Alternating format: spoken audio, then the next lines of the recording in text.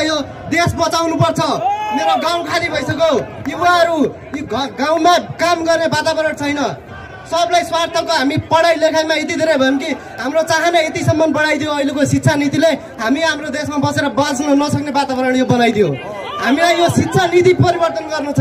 हामीलाई नेपालमा बस्न सक्ने वातावरणको शिक्षा चाहिएको छ।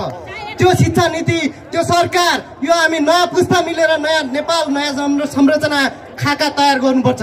त्यसको लागि हामी नेपालीहरू, हामी युवाहरू जो देशलाई माया गर्छौँ, अब सबै एकजुट भएर नेता होइन, अब झोले तन्त्र छोडेर हामी देशको लागि काम गर्नलाई अगाडि आउनुपर्छ। त्यही भनेर म कर्णालीदेखि, कालीकोट जिल्लादेखि, कालीकोट जिल्लाको शुभकालिका पर्छ भनेर यहाँसम्म आए। जो चाहिँ देशलाई बचाउने अभियानमा सबै लाग्नु भएको छ।